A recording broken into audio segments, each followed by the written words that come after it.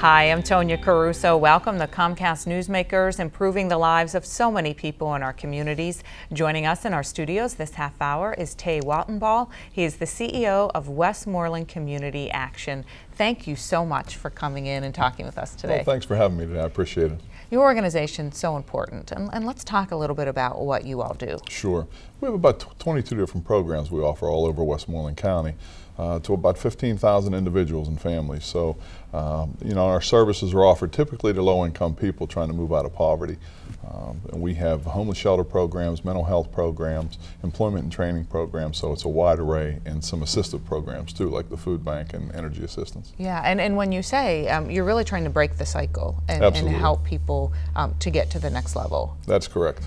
How many families, how many individuals might you help in a year? Well, anywhere around 15,000, and it's so diverse with our programs. You know, and when an individual comes into our agency, it's not just one program. They might be coming in for Head Start, but we're talking to them about housing assistance, transportation, education, anything we can do to help their family, we'll do. Yeah, and as we continue to talk, we're putting on the screen website, phone number, Facebook, all these places folks can go for more information. Very involved in the community, and I know that you had a town hall meeting recently, and what are some of the issues and what are some of the things that came out of that? We did, and the reason we had the town hall meeting is a lot of us are facing proposed budget cuts, whether on the state level or the federal level. So our goal was to bring a lot of those human service providers together, along with the county commissioners and legislators, to educate our entire county what those proposed cuts could mean to the county and to each individual community. Yeah, and so coming out of that, what are your feelings right now, and how concerned are you, and what would be affected? Well, I guess there's two ways to look at that. Number one, as human service providers, we want to do our fair share as far as helping with those budget cuts, because we know it's realistic. The other thing we want to do is be prepared for those and be able to partner and collaborate as much as we can if budget cuts do come down to the level that might hurt programs and cut services. Yeah, so partnering, working together to make sure as many services can still be extended to folks. Absolutely. Yeah, so in the middle of all of this, money is so important. Some events coming up, let's talk about that. We actually have two. We have a poker run, which is new for us, motorcycle poker run, and that's June 11th, and we have 5 stops, and I think it's going to be an awful lot of fun. Some of us at our agency have Harleys, so we're kind of excited to do that. And then we have our golf outing, which we have annually, August 12th.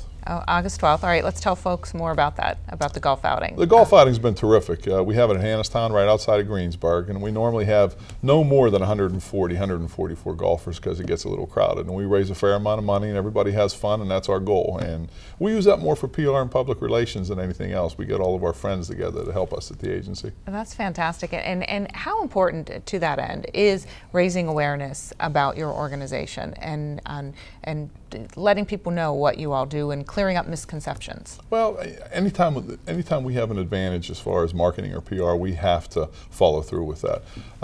We want to educate as much as we can everyone in the community, whether you're a possible consumer or someone that can help by volunteering or donating clothing, furniture, or even donating dollars to our program. So we want to make sure that we do that. Yeah. What about volunteers? Is there a need for volunteers in the organization, or even just to help with these events? Well, you know, I'll say 3 things. One is we always could use volunteers at events. We use a ton of volunteers, probably almost approaching 500 volunteers in our organization throughout all of our programs.